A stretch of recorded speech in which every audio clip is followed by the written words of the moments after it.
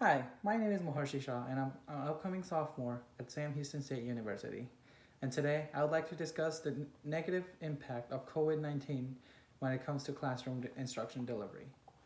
Here's my presentation, COVID-19, one where virtual reality affected us all. So what happened?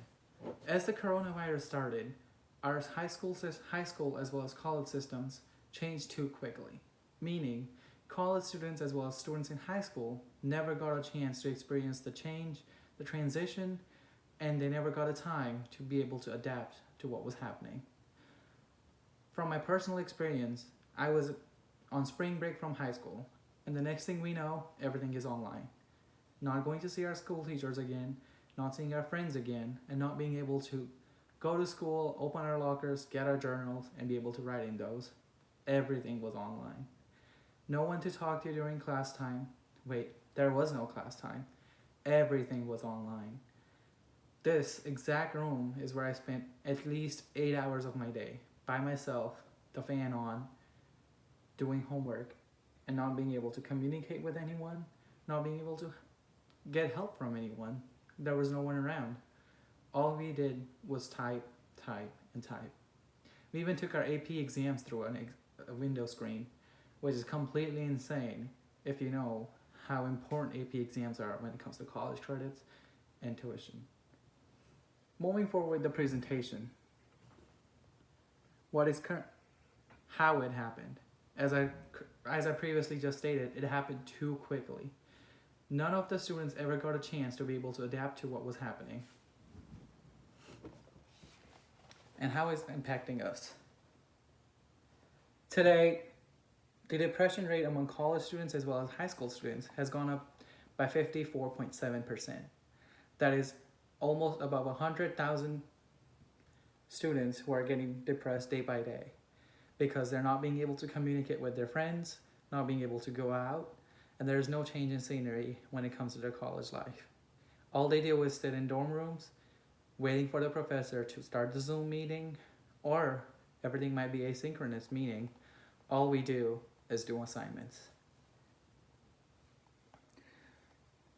With the depression rates going up, the national average academic performance rate has gone down significantly. Ever since the COVID-19 pandemic hit and everything started being online, many types of learners had a hard time understanding concepts, learning new concepts, and being able to turn those concepts into what they needed to be done.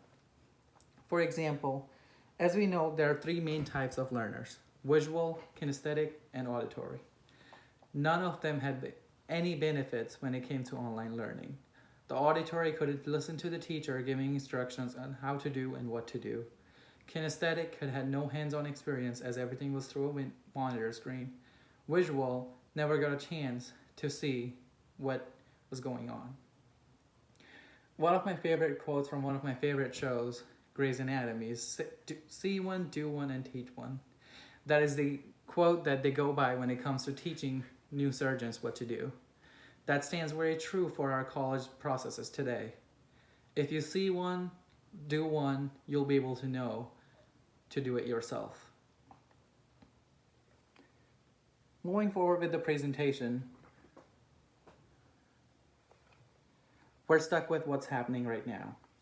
Everything being online, it is so hard for everyone to understand what they're learning, and if that's something new, they have a really challenge.